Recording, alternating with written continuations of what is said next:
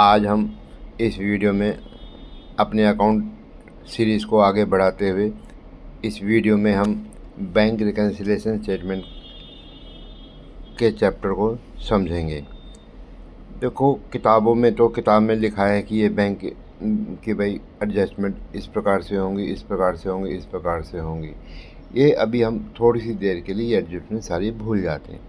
सबसे पहले तो हम ये समझते हैं कि बैंक रिकन्सिलिएशन स्टेटमेंट क्यों बनाते हैं और और कैसे बनाते हैं और किस बात का ध्यान रखना होता है बैंक स्टेटमेंट को बनाने के लिए। अगर ये बात हमने समझ ली तो हम कैसा भी उसमें क्वेश्चन में बैंक स्टेटमेंट के ऊपर क्वेश्चन आ जाए हम उसको सॉल्व कर लेंगे। तो सबसे पहले हम ये समझते हैं कि बैंक रिकन्सिलिएशन स्टेटमेंट क्यों बनाते हैं। अब आपने देखा होगा कई बारी जब बच्चों ने ज़्यादातर इस स्कूल लेवल पे तो वो अपनी पासबुक वगैरह उनके अकाउंट नहीं खुले होते हैं। तो अगर आप देखेंगे तो कई बार क्या होता है कि हमारी जो कैश बुक होती है और जो बैंक स्टेटमेंट होती है उसमें डिफरेंस होता है। डिफरेंस क्या होता है कि मैंने आज चेक जमा कराया तो वो लगभग 2 या 3 दिन बाद मेरे खाते में आएगा। तो जब वो खाते में पैसा नहीं, और उस डेट को सपोज़ मान लीजिए मैं 31 किसी महीने की 31 तारीख को, 28 तारीख को, 29 को या 30 को मैं बैंक रिकन्सिलिएशन बना रहा हूँ और वो उस डेट तक वो चेक क्लियर नहीं हुआ जो मैंने चेक बैंक में जमा किया था। तो इससे बैंक में डिफरेंस, बैंक की बैलेंस में और कैश बुक का जो बैलेंस होगा उसमें डिफरेंस आ जाएगा। ऐसे ही मैंने कोई चेक काट के मैंने जिसको मैंने देना था उसको चेक दे दिया और उसने जमा नहीं कराया या जमा करा दिया, तो मेरे अकाउंट में तब तक जब जिस डेट को मैं बैंक रिकन्सिलिएशन स्टेटमेंट बना रहा हूँ उस डेट तक नहीं बैंक में आया और जो है मेरा वो चेक डेबिट हुआ। इसी प्रकार से और भी कई ऐसी एंट्रियाँ होती हैं जो डायरेक्ट जो मेरे जो डेटर्स हैं उन्होंने डायरेक्ट बैंक में चेक जमा करा दिए या पैसे जमा करा दिए, या अमाउंट आजकल तो जो है ECS हो गई है या अपना UPI हो गया है या NEFT RTGS हो गया, तो उन्होंने डायरेक्ट जमा करा दिया और मुझे नहीं पता लगा उसको वो पेमेंट का। तो मैं जब बैंक रिकन्सिलिएशन बनाने बैठूँगा तब मुझे पता लगेगा। तो ऐसे ही मान लीजिए मैंने किसी को जो है मेरा कुछ बैंक डेबिट खर्चे डेबिट हो गए या कोई इंटरेस्ट डेबिट हो गए जो मुझे नहीं पता था, तो इन डिफरेंस को पता लगाने के लिए हम बैंक रिकन्सिलिएशन स्टेटमेंट बनाते हैं। अब चलो ये बात हो गई कि हम ये क्यों बनाते हैं। अब हम ये देखेंगे कि कैसे बनाते हैं। अब इसको समझेंगे। इसको हम मोटे मोटे शब्दों में समझते हैं कि पहले तो ये समझना है कि किसको हम किससे मिला रहे हैं। कैश बुक को बैंक स्टेटमेंट से मिला रहे हैं या बैंक स्टेटमेंट को कैश बुक से मिला रहे हैं, यानी कि कैश बुक को पासबुक से मिला रहे हैं या पासबुक को कैश बुक से मिला रहे हैं। अब इन दोनों में क्या फ़र्क है? इन दोनों में फ़र्क ये है कि वो दोनों के अगर करेंगे तो दोनों में उल्टी एंट्रियाँ हो जाएंगी। अगर जो हमने कैश बुक को हम बैंक स्टेटमेंट से मिला रहे हैं तो जो हम एंट्रियाँ ऐड कर रहे थे, जब हम पासबुक से मिलाने जाएंगे, पासबुक को कैश बुक से मिलाएंगे तो वो एंट्रियाँ उल्टी हो जाएंगी, बिल्कुल उल्टी हो जाएंगी। तो इसलिए हमें ये ध्यान रखना है कि किसका किससे मिलान कर रहे हैं। और जब हम मिलान कर रहे हैं तो हमें ये देखना है कि मैं कैश बुक को मिलान कर रहा हूँ पासबुक से, तो मुझे ये ध्यान रखना है कि पासबुक में क्या हो रहा है। तो उसी हिसाब से मैं रिकन्सिलिएशन स्टेटमेंट बनाऊंगा। और ये नहीं है कि मैंने कैश बुक में क्या कर रखा है पासबुक में, ये दोनों को इकट्ठा लेकर चलूँगा और तभी मेरी बैंक रिकन्सिलिएशन स्टेटमेंट समझ बनेगी। सपोज़ मान लीजिए मैं एग्ज़ाम्पल लेता हूँ। अब मेरा बैंक का बैलेंस बढ़ा हुआ है और मेरी कैश बुक का बैलेंस कम है। कैश बुक में जो मेरा बैंक का बैलेंस आ रहा है वो कम है और मेरा जो बैंक स्टेटमेंट में मेरा बैलेंस बढ़ा हुआ है। तो मैं ये देखूँगा कि क्यों बढ़ गया। अगर मान लीजिए मेरा बैंक का बैलेंस कम है और कैश बुक में बैलेंस ज़्यादा आ रहा है, तो मैं इसको चेक करूँगा कि ये बैंक का बैलेंस ज़्यादा क्यों आ रहा है। तो इसी डिफरेंस को ढूंढने के लिए हम बैंक रिकन्सिलिएशन स्टेटमेंट बनाते हैं। अब थोड़ा सा हम इसको और क्वेश्चन लेकर एक समझते हैं, जिससे कि हमें ये सब्जेक्ट जो है, जो टॉपिक है, हमें जल्दी समझ में आए और अच्छे से समझ में आए। हमने एक क्वेश्चन लिया जिसमें ये कुछ एंट्रियाँ देख रहे हैं आप, तो इसमें एंट्रियाँ दी हुई हैं और इसको हम सॉल्व करने की कोशिश करते हैं। अब इसमें बैंक बैलेंस एज पर कैश बुक दिया हुआ है। कितना है बैलेंस? यह है 49,000। अब क्या होगा, अब हमने 49,000 को मिलाना है जो बैंक बैलेंस का जो बैंक बैलेंस है जो स्टेटमेंट है। अब उसमें देखेंगे कि उसमें बैंक पासबुक में जो बैलेंस आ रहा है 37,400 का आ रहा है। तो इसका मतलब इसमें 11,600 का फ़र्क है। अब इस 11,600 को हम ढूंढेंगे कि ये फ़र्क क्यों आ रहा है। कितने ऐसे चेक हैं जो हमने जमा कराए और बैंक में नहीं आए, कितने ऐसे चेक हैं जो हमने काटे बैंक में नहीं आए, और कितना बैंक ने बैंक चार्जेस लिए, कितना हमें इंटरेस्ट आया जो हमने किताबों में नहीं लिया। तो ये सारी चीज़ें एंट्रियाँ ढूंढेंगे और जब एंट्रियाँ ढूंढ लेंगे तो हमारा ये डिफरेंस मिल जाएगा। चलो हम इस क्वेश्चन को अब समझते हैं। अब देखो इसमें जो है बैंक का जो बैलेंस है वो कैश बुक का जो बैलेंस है वो है 49,000। अब हमने क्या किया था, चेक जो है डायरेक्टली डिपॉजिट बाय रमेश। अब चेक जो है उसने बैंक में डायरेक्टली डिपॉजिट कर दिया। अब इससे क्या हुआ, बैंक का बैलेंस बढ़ गया। मैंने कहा पहले मैं एक बात याद रखना, अगर ये बात याद रखी तो तुम्हारे से कभी भी बैंक रिकन्सिलिएशन का क्वेश्चन गलत नहीं हो सकता। सबसे पहले ये देखो किसको किससे मिला रहे हो। यदि कैश बुक को पासबुक से मिला रहे हो तो पासबुक में क्या हलचल हो रही है, क्या क्या हो रहा है, उसको देखना है, उसको समझना है। फिर हमारा ये क्वेश्चन अगर हम करेंगे तो सॉल्व होगा ही होगा उसमें, और बिल्कुल परफेक्ट सॉल्व होगा, कोई गलती नहीं होगी। अब इसमें क्या हुआ, चेक जो है directly deposit by Ramesh. Cheque जो है रमेश ने डायरेक्टली बैंक में जमा कर दिया। क्या हुआ इससे, बैंक का बैलेंस बढ़ गया, कैश बुक का बैलेंस कम होगा, क्योंकि हमें पता ही नहीं था इस एंट्री के बारे में कि रमेश ने चेक बैंक में जमा करा दिया। तो अब क्या हुआ, बैंक का बैलेंस बढ़ गया और कैश बुक का बैलेंस अभी भी कम है। तो हम क्या करेंगे, इसको ऐड कर देंगे। अब आप देख रहे हो ना कि हमें पासबुक से मिला रहे हैं, तो हमें पासबुक की एंट्रियों को देखना है, कैश बुक की एंट्रियों को नहीं देखना। पहले पासबुक की एंट्रियों को देखो, फिर उसको हम कैश बुक को भी देखेंगे। अब क्या हुआ, अब हम अगली एंट्री लेते हैं। अब इंटरेस्ट अलाउड या क्रेडिटेड बाय बैंक, उससे क्या हुआ, इंटरेस्ट बैंक ने दिया हमें तो बैंक का बैलेंस बढ़ गया, कैश बुक का बैलेंस क्या है, कम है। तो इसका मतलब हम इसको ऐड कर देंगे ताकि वो पासबुक के बराबर बैलेंस आ जाए। तो ये हमने इसको ऐड कर दिया, 500 रुपये का जो था।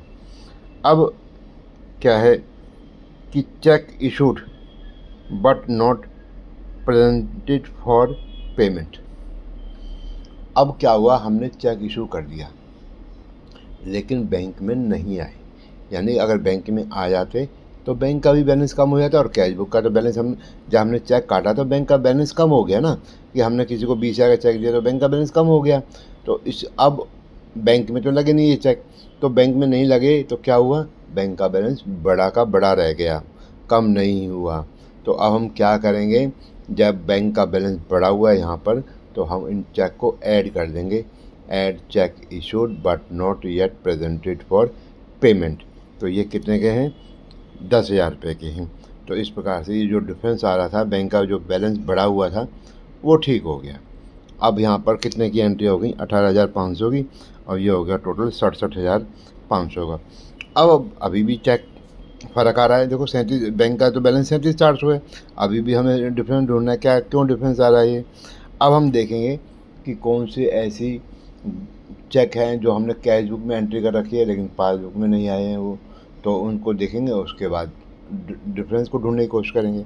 अब क्या हुआ कि हमने चेक जमा कराए जो बैंक में नहीं आए, अभी तक क्लियर नहीं हुए।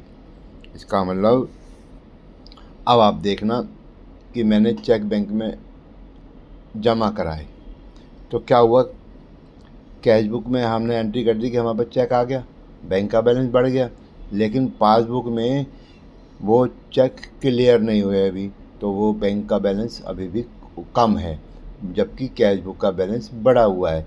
अब हम यहाँ पर पासबुक से मिला रहे हैं ना, तो यहाँ पर हम इसको लेस कर देंगे, लेस, और लिखेंगे क्या, check deposited but not yet credited by bank. कितने के चेक हैं, ये हैं हमारे 2 चेक हैं 24,000 रुपये के, एक 9,000 रुपये का चेक है, एक 15,000 रुपये का चेक है। तो ये हो गए 24,000 रुपये के चेक। अच्छा 24,000 रुपये हो गया। अब एक हमने insurance premium paid by bank. अब क्या हुआ, इंश्योरेंस प्रीमियम जो बैंक ने पे कर दिया, हमें नहीं पता लगा। अब नहीं पता लगा, क्या हुआ, पासबुक का बैलेंस कम हो गया और कैश बुक का बैलेंस बढ़ा हुआ है। जब जब तो एंट्री नहीं करी 6,000 रुपये की, तो इसका मतलब ये बैंक का बैलेंस बढ़ा ही हुआ है। तो हम इसको लेस करेंगे और insurance premium paid by bank 6,000 रुपये ये लेस हो जाएंगे। ठीक है। उसके बाद हम, अब क्या हुआ, बैंक चार्जेस की तो एंट्री तभी पता लग पाती है हमें, क्योंकि जब बैंक स्टेटमेंट आ जाती है। आजकल तो मोबाइल बैंकिंग वो SMS अलर्ट आ जाते हैं तो पता लग जाता है। अदरवाइज़ वो भी जो है बैंक स्टेटमेंट आने के बाद कुछ तभी पता लग पाते हैं कितने खर्चे बैंक में डेबिट हुए हैं। तो ये हमें उससे पहले नहीं पता लगते। तो हम जब बैंक स्टेटमेंट निकालेंगे देखेंगे कि हमारे कितने बैंक चार्ज हो गए। बैंक चार्जेस बैंक ने चार्ज किए तो इसका मतलब बैंक का बैलेंस कम हो गया, पासबुक और हमारा कैश बुक का बैलेंस बढ़ा हुआ है, तो इसको हम क्या करेंगे, लेस करेंगे। तो हम लेस करेंगे तो अब टोटल कितना हो गया, 24,000 रुपये के तो 2 चेक थे जो डिपॉजिट किए थे बैंक में, क्लियर नहीं हुए।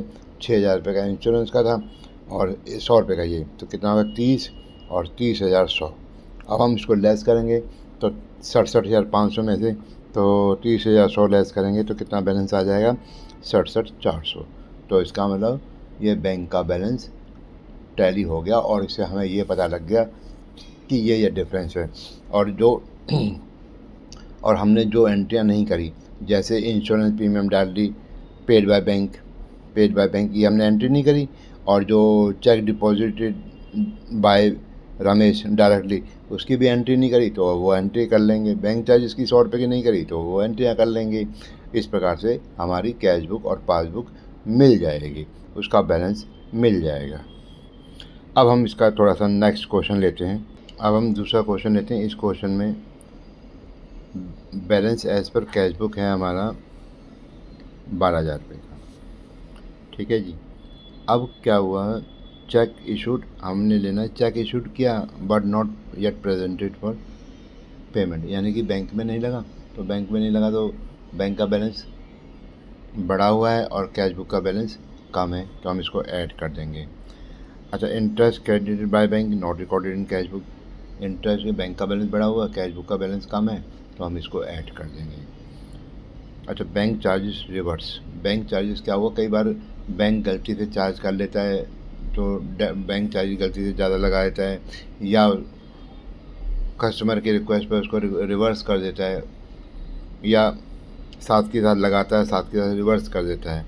तो ये जो भी केस होगा तो उसमें क्या है कि बैंक ने रिवर्स कर दिए। अब क्या हुआ, पासबुक का बैलेंस बढ़ गया, हमारा बैलेंस कम है, हमें पता नहीं लगा। जब हम इसको हमने एंट्री करी नहीं तो हम इसका पासबुक का बैलेंस बढ़ा हुआ है, तो क्योंकि क्रेडिट कर दिया ना बैंक चार्जेस को, तो उससे बैंक का बैलेंस बढ़ जाएगा। तो अब हम यहाँ पर इसको ऐड कर लेंगे, बैंक चार्जेस रिवर्स। अच्छा, अब क्या हुआ कि जो receipt side of the cash book जो थी अंडर कास्ट थी, यानी अंडर कास्ट का मतलब कम थी, यानी रिसीप्ट साइड का जो बैलेंस था वो कम था।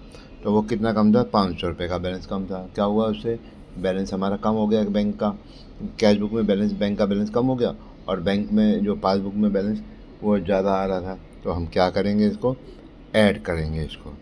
इसी प्रकार से हमने चेक डिपॉजिट किया, अब वही चेक जो जमा कराया वो क्रेडिट नहीं हुआ बैंक में, तो हम इसको क्या करेंगे, लेस कर देंगे। इसी प्रकार bank charges charge by bank but not recorded in cash book, जो बैंक ने चार्ज किए हमने कैश बुक में एंटर नहीं किए, वो हो जाएंगे अमाउंट 100 रुपये की, वो एंट्री यहाँ आ जाएगी, 100 रुपये की एंट्री यहाँ आ जाएगी।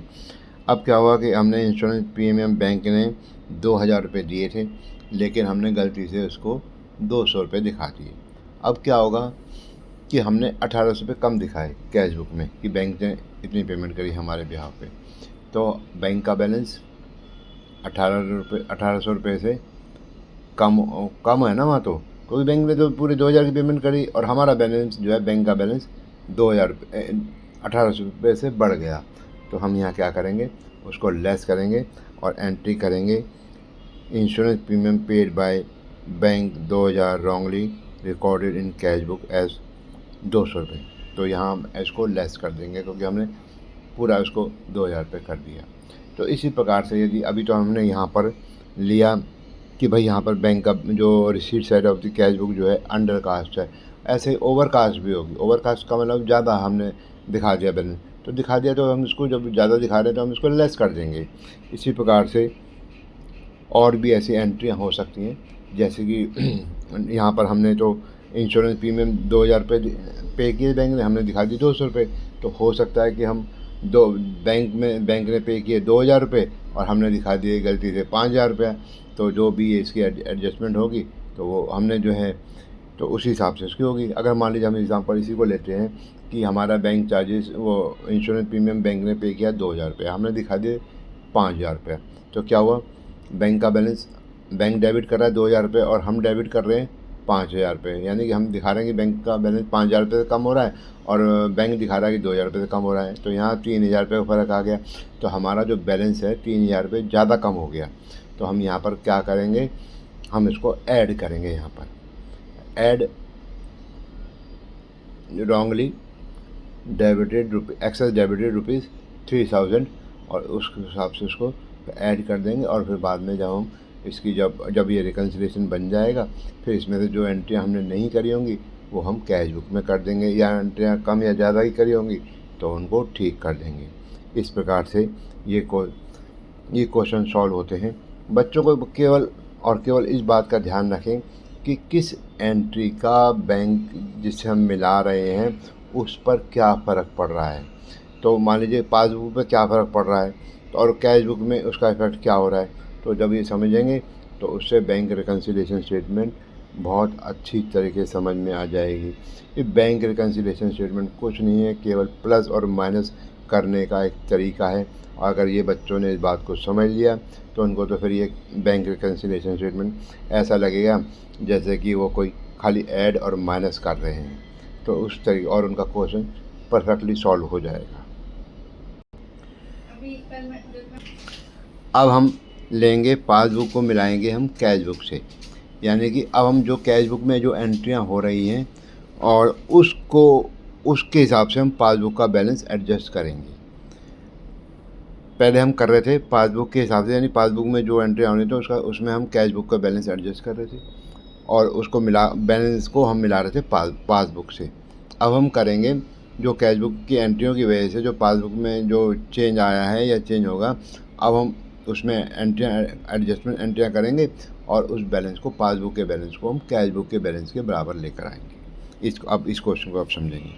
अब मैंने पहले बताया था कि अगर कैश बुक को मिला रहे हैं पासबुक से तो जो एंट्रियाँ होंगी वो बिल्कुल उल्टी हो जाएंगी जब हम पासबुक को कैश बुक से मिलाएंगे। इस बात का ध्यान रखना है। अगर आप बच्चे इस बात का ध्यान रखते हैं तो उनको चीज़ें जल्दी समझ में आ जाएंगी और उनको परेशानी भी कम होगी, कन्फ्यूज़न कम होगा उनको। अब मान लीजिए हम मिला रहे हैं, ये देख रहे हैं इस क्वेश्चन को, balance as per bank statement. Balance as per bank statement क्या है, कितना है, ये 15,650। अब क्या हुआ, हमने चेक जमा कराए बट ये कलेक्ट नहीं हुए। अभी तो हम लेस करते थे कि cheque deposit but not yet collected, क्योंकि बैंक का बैलेंस कम होता था तो हम कैश बुक का बैलेंस बढ़ाते था। अब यहाँ लेस कर देंगे। अब यहाँ पर क्या है, हमने चेक जमा कराए तो वो उसकी एंट्री हमने कैश बुक में कर ली। कैश बुक में कर ली तो बैंक कैश बुक का बैलेंस में, कैश बुक के अंदर बैंक का बैलेंस बढ़ गया, लेकिन पासबुक में बैलेंस नहीं बढ़ा। तो हम क्या करेंगे, अब इसको जब हम पासबुक को कैश बुक से मिला रहे हैं तो क्या पासबुक के बैलेंस को कैश बुक के बैलेंस के बराबर लेकर आएंगे। तो हम उस बैलेंस को ऐड करेंगे। Cheque deposit but not yet collected, जो भी चेक है, एक 5150 का, एक 12500 का, 17650 का।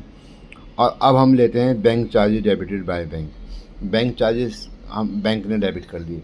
अब क्या हुआ, बैंक का बैलेंस कम हो गया लेकिन कैश बुक में तो एंट्री हुई नहीं, तो वहाँ पर हम कैश बुक का बैलेंस बढ़ा हुआ है तो यहाँ पर हम इसको ऐड कर देंगे, bank charges debited by bank 350 रुपये से।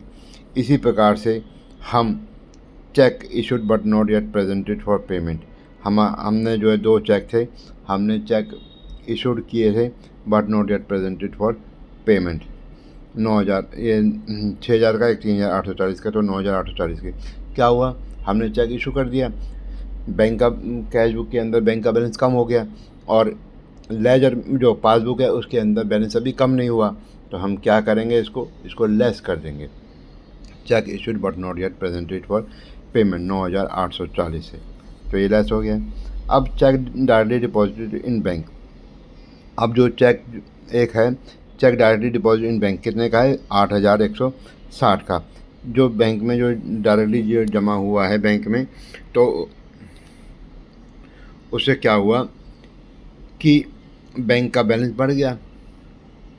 वो जो है एंट्री, बैंक का बैलेंस बढ़ा हुआ है, लेकिन कैश बुक में एंट्री नहीं आई ये वाली। जब डायरेक्टली डिपॉजिट हो गया, जब डायरेक्टली डिपॉजिट हो तो हमें पता नहीं लगा कि हमारा कोई इस प्रकार कोई बैंक में अमाउंट भी आई है। खैर अब तो SMS अलर्ट आ जाते हैं, हमें पता लग जाता है। लेकिन मान लीजिए हमें नहीं SMS अलर्ट आया, या हमें नहीं पता किसने जमा कराया, कि खाली अमाउंट के लिए वो आती है, अमाउंट आती है कि इतने आपके अकाउंट में पैसे आ गए, लेकिन नाम नहीं आता है उस पार्टी का। तो वो उस पार्टी का जो नाम आता है वो बैंक स्टेटमेंट को देखने के बाद ही पता लगेगा।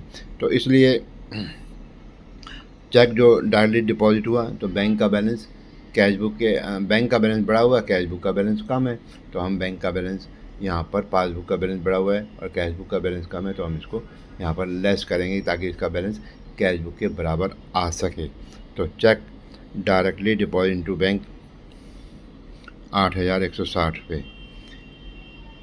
इंटरेस्ट क्रेडिटेड बाय बैंक, जो इंटरेस्ट के बैंक में जो क्रेडिट हुआ, बैंक में जो इंटरेस्ट क्रेडिट हुआ उससे क्या हुआ, बैंक का बैलेंस बढ़ गया, लेकिन कैश बुक के अंदर जो बैंक बैलेंस आ रहा है वो अभी कम ही रहा, क्योंकि वो एंट्री हमने करी नहीं, हमें पता ही नहीं लगा बैंक ने कितना इंटरेस्ट दिया। तो हम इसको लेस कर देंगे, less interest credited by bank 4,450 रुपये। तो इन सबको करने के बाद हमारा बैंक बैलेंस 15,200 आ जाएगा। तो ये अब आप बच्चे देखेंगे, समझेंगे कि किसका मिलान किससे कर रहे हैं, उसका क्या फ़र्क पड़ता है। इसलिए मैं बार बार कह रहा हूँ, इस बात को बच्चे ध्यान रखें कि किसको किससे मिलाना है, और उसी हिसाब से एडजस्टमेंट एंट्रियों को करें कि क्या क्वेश्चन में क्या एंट्रियाँ दी हुई हैं, कि किसकी वजह से बैंक का बैलेंस बढ़ गया, किसकी वजह से घट गया। तो ये सारी चीज़ें अगर ये समझ के चलेंगे, ये चीज़ समझ लेंगे, तो बच्चों को सारी चीज़ें आ जाएंगी। कई बार क्वेश्चन में अजीब सी एंट्री आ जाती है जो हमने कभी किताब में भी नहीं क्वेश्चन करा है, लेकिन क्वेश्चन नहीं करा होता, लेकिन अगर हमने उस कंसेप्ट को बारीकी से समझ लिया, तो हम उस क्वेश्चन को भी जो की पॉइंट बनाकर हमें उस क्वेश्चन में दिया गया है, तो भी हम उसको सॉल्व कर पाएंगे। अब हम लेंगे ओवरड्राफ्ट का। अब यहाँ पर हम ओवरड्राफ्ट वाले, जहाँ पर हमने लोन ले रखा होता है, उसका बैंक रिकन्सिलिएशन को समझेंगे।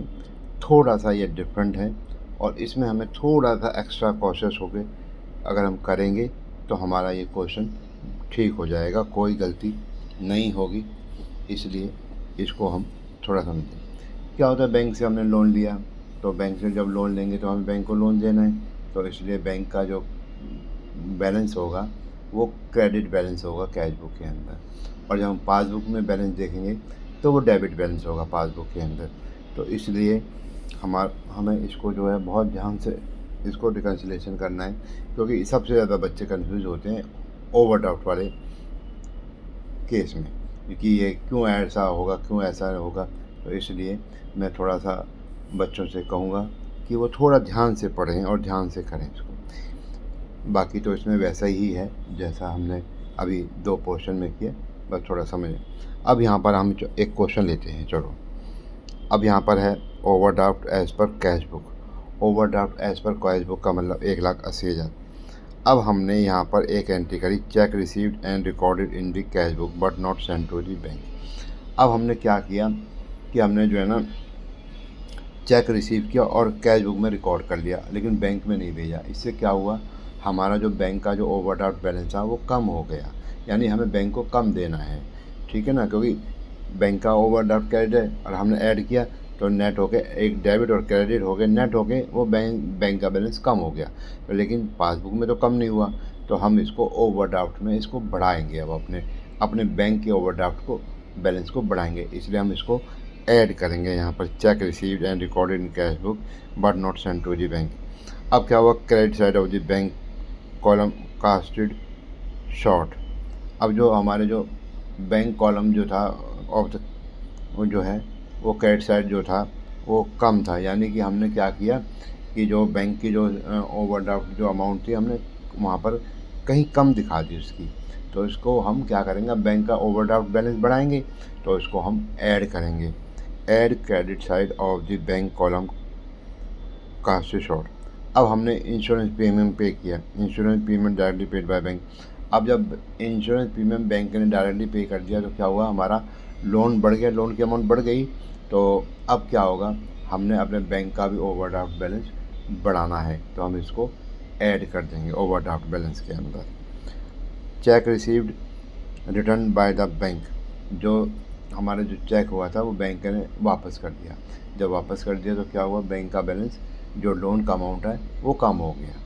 पहले क्या था कि जब हम चेक जमा करेंगे ना, कि हमने मान लो 1 लाख का लोन ले रखा है और हमने 20,000 रुपये जमा कर दिए, तो अब लोन जो है 80,000 रुपये रह गया ना। तो इसी प्रकार जब हमने चेक रिसीव किया होगा, जो हमने चेक रिसीव किया होगा तो उससे बैंक का जो लोन था वो कम हो गया। लेकिन अब बैंक का जब चेक रिसीव बैंक ने रिटर्न कर दिया किसी भी वजह से कि भाई वो क्लियर नहीं हो पाया, तो अब क्या होगा, ओवरड्राफ्ट की अमाउंट बढ़ गई। ओवरड्राफ्ट की अमाउंट बढ़ने से हम अपने कैश बुक का भी ओवरड्राफ्ट का बैलेंस बढ़ाएंगे और इसको ऐड कर देंगे। अब हमने क्या किया था, बिल डिस्काउंटेड डिसऑनर हो गया। अब क्या हुआ कि जो बिल डिस्काउंट कराया था वो हमारा क्या कहते हैं लोन बढ़ गया था, तो अब वो जो है उसको हमने डिस्काउंट करा दिया। तो यहाँ पर क्या होगा, उसको हम ऐड कर देंगे। इसी प्रकार जब हम चेक डिपॉजिट करेंगे into bank but not know entry was pass in the cash book. अब हमने चेक डिपॉजिट कराया बैंक में, लेकिन अब बैंक में चेक डिपॉजिट तो करा दिया तो बैंक का जो लोन है वो कम हो गया ना, बैंक का लोन कम हो गया चेक डिपॉजिट करने, लेकिन कैश बुक में अभी भी बैंक का लोन बढ़ा हुआ है तो हम इसको लेस कर देंगे। अब बैंक चार्जेस एंटर डिवाइस इन दी कैश बुक, हमने क्या किया, कैश बुक में बैंक चार्जेस को 2 बार डाल दिया। क्या हुआ, बैंक पासबुक में तो लोन की अमाउंट कम है, कैश बुक में लोन की अमाउंट ज़्यादा आ रही है, क्योंकि 2 एंट्री हमने बैंक चार्ज की डाल दी, तो इसलिए हम इसको लेस कर देंगे bank charges entered twice in the cash book. अब हम आते हैं cheque issued return on technical ground. Cheque हमने जो इशू किया था वो रिटर्न हो गया। हमने क्या किया, हमने जब चेक इशू किया था तो कैश बुक में बैंक का लोन बढ़ गया, तो बैंक जबकि पासबुक में नहीं बढ़ा, क्योंकि वो चेक रिटर्न कर दिया बैंक ने। तो क्या हुआ कि बैंक का लोन पासबुक में कम है और बैंक का लोन कैश बुक में ज़्यादा है, तो हम इसको लेस कर देंगे। Cheque issued return on technical ground. अब बिल रिसीवेबल डायरेक्टली, अब क्या हुआ, बिल रिसीवेबल एक तरह का, अभी हम इस चैप्टर पे, क्योंकि बच्चों ने इस चैप्टर को पढ़ा तो होता नहीं है, तो इसलिए हो सकता है शुरू में उनको समझना है बिल रिसीवेबल क्या होता है या बिल्स पेबल क्या होता है, इसलिए मैं ज़्यादा डिटेल में नहीं जाऊंगा। इसको ये समझ लीजिए, ये एक इंस्ट्रूमेंट होता है और एक चेक की तरह ले लीजिए इसको, और इसकी पेमेंट जो है हमें जो है प्रेजेंट करने पर हमें इसकी पेमेंट मिल जाती है। टाइम पर इसको प्रेजेंट किया, जिस डेट का होता है उसको उस टाइम पर प्रेजेंट करते हैं और उसकी हमें पेमेंट मिल जाती है। तो वो जो बिल रिसीवर की पेमेंट थी वो बैंक में डायरेक्टली पहुंच गई। अब उससे क्या हुआ, बैंक का लोन कम हो गया, लेकिन कैश बुक का बैलेंस में जो बैंक कैश बुक के बैलेंस में जो बैंक का जो बैलेंस आ रहा है उसमें लोन की अमाउंट ज़्यादा आ रही है, इसलिए हम इसको लेस कर देंगे। Bill receivable directly collected by bank, और हम इसको लेस करेंगे तो इस प्रकार 60,000 रुपये ऐड कर देंगे और 26,100 लेस कर देंगे, तो हमारा बैंक ओवरड्राफ्ट बैलेंस जो आ जाएगा 2,13,900 रुपये आ जाएगा, और ये हमारा बैंक रिकन्सिलेशन हो जाएगा। अब हम इसी टॉपिक के ऊपर एक क्वेश्चन और ले लेते हैं। तो यहाँ पर हमें दिया हुआ ओवरड्राफ्ट एज पर कैश बुक क्रेडिट बैलेंस 63,400 का। अब यहाँ पर क्या हुआ, interest debit in passbook, passbook में इंटरेस्ट डेबिट हो गया but not enter in cash book. Interest जो डेबिट हो गया यानी कि लोन की अमाउंट बढ़ गई, यहाँ कैश बुक में इंटरेस्ट की एंट्री नहीं करी, तो हमें अब इस लोन की अमाउंट को बढ़ा देंगे। जितना इंटरेस्ट है 1600 रुपये का। अब ऐसे ही बैंक चार्जेस डेबिटेड हो गए, पासबुक में कैश बुक में एंट्री नहीं, हमारा बैंक का बैलेंस बढ़ गया, वहाँ बैंक का लोन अमाउंट बढ़ गया, कैश बुक में नहीं हुआ, तो हम यहाँ के बैंक कैश बुक में बैंक का बैलेंस बढ़ाएंगे ताकि लोन की अमाउंट बढ़ जाएगी। इसी प्रकार cheque paid but not yet credit by bank, हमने जो है चेक जमा किए बैंक में वो उसको क्रेडिट नहीं किया, तो यहाँ पर क्या हुआ कि बैंक का जो हम कैश बुक के अंदर बैंक का जो लोन है ना वो कम हो गया, लेकिन पासबुक में बैंक का लोन बढ़ा हुआ है क्योंकि वो चेक क्लियर नहीं हुए। तो हम क्या करेंगे, लोन अमाउंट को बढ़ा देंगे, इसको ऐड कर देंगे। ऐसे ही credit side of the bank column of the cash book undercast, जो क्रेडिट साइड थी वो हमने कम दिखा दी, अब कम दिखाई है तो हमने इसका मतलब लोन अमाउंट कम दिखाया है। तो जब लोन अमाउंट कम दिखाया है, पासबुक में लोन की अमाउंट ज़्यादा है, तो हम यहाँ पर इसको बढ़ा देंगे, इस अमाउंट को हम बढ़ा देंगे। ऐसे ही हम चेक लेस करेंगे, check issued but not yet presented, जब हमने कोई चेक इशू किया, बैंक का हमारे कैश बुक में बैंक का बैलेंस बढ़ गया लेकिन पासबुक में नहीं बढ़ा लोन की अमाउंट, तो यहाँ पर हम उसको लेस कर देंगे। और इसी प्रकार से इंटरेस्ट कलेक्टेड और जो है और क्रेडिट बाय बैंक, जो इंटरेस्ट बैंक ने क्रेडिट कर लिया और हमारा वहाँ पर पासबुक में बैंक का बैलेंस लोन अमाउंट कम है और कैश बुक में ज़्यादा है, तो हम इसको लेस कर देंगे। तो इस तरीके से ये जो 12,000 की अमाउंट है और हम इसको देखो 1800, 300, 21,700, 1,000, 24,600 हो गया, और इसमें से 23 ये हो गया आपका 23,680, ये लेस कर देंगे तो 64,320 रुपये आ जाएगा। तो अब ये हमारा क्वेश्चन सॉल्व हो जाएगा और ये ओवरड्राफ्ट एज पर पासबुक आ जाएगा। अब हम पासबुक को जो ओवरड्राफ्ट के केस में पासबुक का बैलेंस कैश बुक से मिलाएंगे। अब देखना यहाँ पर पासबुक का बैलेंस डेबिट लिखा हो, क्योंकि बैंक ने तो वो बैंक तो हमसे पैसा लेगा ना, तो उसकी तो किताबों में डेबिट बैलेंस आएगा, और जब लोन नहीं होता तो उसकी किताबों में जो बैलेंस होता है वो क्रेडिट आएगा। तो अब हम इसको समझेंगे कि overdraft balance as per bank statement. अब वहाँ पर जो हमने एज पर कैश बुक को पासबुक से मिलाया था और उसमें मैंने कहा था ना ये उल्टी एंट्री होंगी। अब यहाँ पर देखेंगे हमने चेक इशूड किया but not yet presented for, ये ऐड कर देंगे क्योंकि कैश बुक में जो है बैलेंस जो है लोन अमाउंट बढ़ा हुआ है और बैंक का लोन अमाउंट कम है, तो यहाँ ऐड कर देंगे। बैंक चार्जेस 2 बार रिकॉर्ड हो गए कैश बुक में, कैश बुक का लोन अमाउंट बढ़ा हुआ है, बैंक का कम है, तो यहाँ ऐड कर देंगे। इसी प्रकार से चेक डिपॉजिट किया but not credit, cheque deposit कर दिया हमने और हमने जो है क्रेडिट नहीं किया, वहाँ पर जो है कैश बुक में लोन की अमाउंट कम हो गई, चेक डिपॉजिट करने की जो अमाउंट आई थी उससे कम हो गई, तो यहाँ कैश बुक में पासबुक में कम नहीं हुआ, तो हम यहाँ पर लेस कर देंगे। इसी प्रकार cheque recorded in cash book but not deposit, cheque तो हमने कैश बुक में रिकॉर्ड कर लिया लेकिन बैंक में जमा नहीं कराए, तो इसलिए बैंक का यहाँ पर कैश बुक में बैंक का जो लोन अमाउंट है कम हो गया और पासबुक में बैंक का लोन अमाउंट अभी बढ़ा हुआ है, तो इसलिए हम इसको लेस कर देंगे, क्योंकि जो है बैंक कैश बुक में लोन अमाउंट कम हो गई है, पासबुक में अभी भी बढ़ी हुई है। और इंश्योरेंस प्रीमियम जो डायरेक्टली बैंक ने पे किया है लेकिन किताब कैश बुक में नहीं दिखाया, तो यहाँ पर जो है लोन अमाउंट कैश बुक में कम है और पासबुक में ज़्यादा है, तो हम इसको लेस करेंगे ताकि हम पासबुक के बैलेंस को कैश बुक से मिला सकें, इसलिए लेस कर देंगे। बैंक बिल डिसऑनर हो गए जो कैश बुक में रिकॉर्ड नहीं किए थे, क्योंकि उससे बैंक का जो है लोन अमाउंट बढ़ गया, कैश बुक में लोन अमाउंट कम है, तो हम इसको लेस कर देंगे। Bank charges on draft not recorded in cash book, तो जो बैंक चार्जेस जो हैं वो लगे हैं ड्राफ्ट के ऊपर बनवाने के ऊपर, और बैंक चार्जेस में कैश बुक में नहीं दिखाए हुए लेकिन पासबुक में आ रहे हैं, तो कैश बुक का बैलेंस कम है और पासबुक का बैलेंस ज़्यादा है, तो इसलिए हम इसका पासबुक का बैलेंस कम कर देंगे और वो कैश बुक के बराबर आ जाएगा। इसी प्रकार bank charges not recorded in cash book, जो बैंक चार्जेस जो हैं उसमें रिकॉर्ड नहीं हुए कैश बुक में। अब क्या हुआ, कैश बुक में रिकॉर्ड नहीं हुआ तो लोन की अमाउंट कम ही है क्योंकि उसने खर्चे डाले नहीं बैंक के, अब वो पासबुक में ज़्यादा है, तो हम इसको लेस कर देंगे और वो बैलेंस कैश बुक के बराबर आ जाएगा, तो ओवरड्राफ्ट बैलेंस एज पर कैश बुक आ जाएगा। ये देखिए, ये हमारा ये बैंक से मिल जाएगा।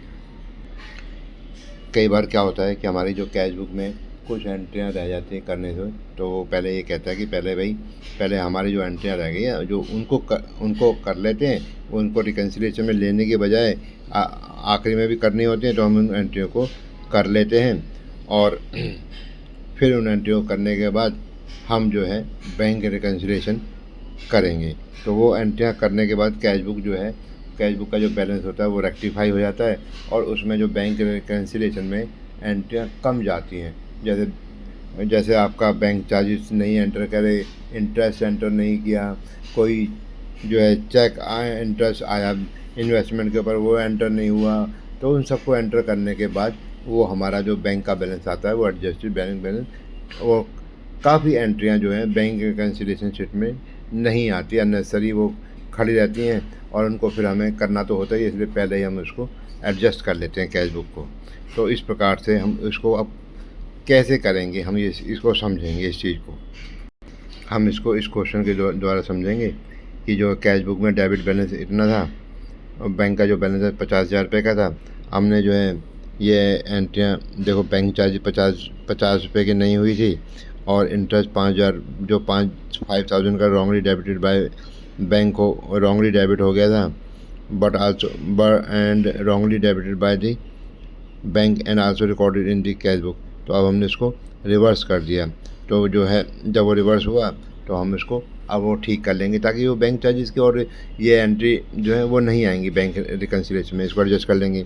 ऐसे इंटरेस्ट ऑन इन्वेस्टमेंट है 3,000 रुपये का, तो जो इंटरेस्ट ऑन इन्वेस्टमेंट है 3,000 रुपये का, तो वो जो है देख रहे हैं, तो वो फिर हम उसका यहाँ पर एंट्री कर लेंगे। तो ये एंट्री करने के बाद जो है ना वो हमारा एडजस्टेड कैश बैंक बैलेंस आ जाएगा। उस एडजस्टेड बैंक बैलेंस से फिर जो हमारी एंट्रियाँ होंगी उसको हम कर लेंगे और इस प्रकार से हमारा ये सॉल्व हो जाएगा। अब हम देखेंगे तो हमारी जो है बैंक रिकन्सिलिएशन में केवल 2 एंट्रियाँ रह गई, बैलेंस एज पर कैश बुक और बैलेंस एज पर पासबुक।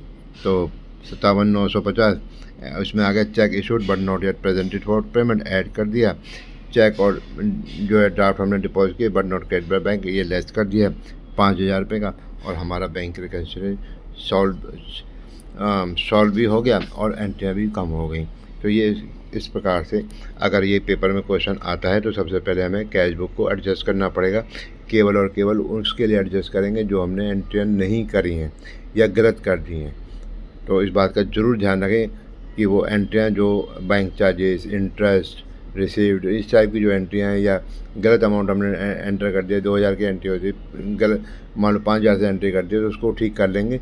फिर उसके बाद हम एडजस्टेड जो बैंक बैलेंस आएगा उससे हम बैंक रिकन्सिलिएशन उस बैलेंस को लेकर बनाएंगे। अब एडजस्टेड कैश बैंक बैलेंस निकालने के लिए हम एक क्वेश्चन और लेते हैं। उसमें ये देखेंगे, देखो अगर आप देख रहे हैं तो कैश बैंक जो निकला है उसमें पहले तो जो हमने एडजस्टमेंट फॉर अंडर कास्टिंग, मान लीजिए हमारा बैंक बैलेंस का जो बैलेंस है 1,000 रुपये से कम हो गया हमने, और उस पर जो डिविडेंड की एंट्री आई और हमारा जो बैंक चार्जेस हुए जो हमने बैंक चार्ज एंट्री नहीं की थी और डेटर्स डिसऑनर चेक डिसऑनर हो गए थे, तो हमने उसको एंट्री भी कर ली। अब उस एंट्री को करने के बाद जो हमारा जो बैलेंस आया वो आया 11,550 का। अब इसी के बेस पे हम रिकन्सिलिएशन बना लेंगे। अब देखेंगे यहाँ पर जो है ना 11,550 है। अब यहाँ पर हम ले लेंगे cheque paid but not yet credit, तो जो ये तो ओवरड्राफ्ट का है ना, ओवरड्राफ्ट में क्या है, हमने चेक पेड किया बट नॉट क्रेडिट। अब क्या हुआ है, हमने बैंक का बैलेंस हमारा कैश बुक में जो है कम हो गया, तो कम होने से क्या हुआ, लोन अमाउंट कम हो गया और लेकिन पासबुक में लोन अमाउंट कम नहीं हुआ, तो इसलिए हम लोन के अमाउंट को बढ़ा देंगे। Cheque of another customer wrongly debited to account 1, तो जो हमारे जो अदर कस्टमर का जो अकाउंट था वो डेबिट हो गया अकाउंट नंबर 1 में, तो हम इसको ऐड कर देंगे। इसी प्रकार जब चेक इशू किया हमने बट नॉट प्रेजेंटेड, हमने चेक इशू किया तो हमारा लोन अमाउंट बढ़ गया लेकिन बैंक में लोन अमाउंट नहीं बढ़ा, तो हम इसको लेस कर देंगे। इसी प्रकार जब cheque done on account number 1 और wrongly debited to account number 2, अब क्या हुआ, हमारे 2 अकाउंट थे तो इसे हमने अकाउंट नंबर 1 में चेक इशू किया था, लेकिन हमने डेबिट कर दिया रॉन्ग नंबर अकाउंट नंबर 2 को। तो हम जो एडजस्टमेंट जो एंट्री होगी वो यहाँ पर उसको लेस कर देंगे, क्योंकि उसका बैलेंस कम हो गया हो, कम हमने कर दिया, लेकिन बैंक का बैलेंस जो है, जो लोन अमाउंट है बैंक का, कम नहीं हुआ होगा। ठीक है, या अगर वो कम वो, या फिर उसका जो है हमने from account wrongly debit to account number 2। यहाँ पर क्या हुआ, हमने जो है ना चेक काटा अकाउंट नंबर 1 पर, और बैंक ने जो है उसको डेबिट कर दिया दूसरे अकाउंट से। तो क्या हुआ, हमारे लोन अमाउंट यहाँ पर जो है बैंक का जो लोन अमाउंट है वो अपना बढ़, यहाँ पर क्या हुआ कि जब हमने एक अकाउंट को हमने अकाउंट नंबर 1 पे चेक इशू किया, लेकिन बैंक ने अकाउंट नंबर 2 से उसमें उसको एडजस्ट कर लिया। तो उसमें क्या हुआ कि जो अकाउंट नंबर 1 का जो बैलेंस था बैंक जो लोन अमाउंट का, वो बैंक में कम था, और यहाँ पर जो है हमारा नीचे कम, यहाँ पर हमारे कैश बुक में जो बैलेंस कम हो गया, लेकिन बैंक का जो लोन है वहाँ पर अभी भी जो है उतना ही है। यानी कि कैश बुक में लोन की अमाउंट बढ़ गई, और लेकिन पासबुक में नहीं बढ़ी। तो हम इसको क्या करेंगे, इसको यहाँ पर लेस कर देंगे, जिससे कि वो उसके बराबर आ जाएगा। और यहाँ पर और इसके बाद हमारा जो है पासबुक का जो रिकन्सिलेशन है, डेबिट बैलेंस आ जाएगा, जो हमारा 6170 रुपये। इस प्रकार से ये हमारा रिकन्सिलेशन हो जाएगा। इस वीडियो में मैंने काफ़ी हद तक चीज़ें जो इतनी थी काफ़ी हद तक कवर कर ली हैं। और अगर बच्चों को, स्टूडेंट्स को ये लगता है कि अभी कोई चीज़ छूट गई है, तो वो मुझे कमेंट करके बता दें, और ताकि मैं उसको जितना हिस्सा रह गया मैं उसको वीडियो बनाकर दोबारा डाल दूँगा, और ताकि वो उसको चैप्टर को पूरा ढंग से पढ़ सकें। इस वीडियो में इतना ही।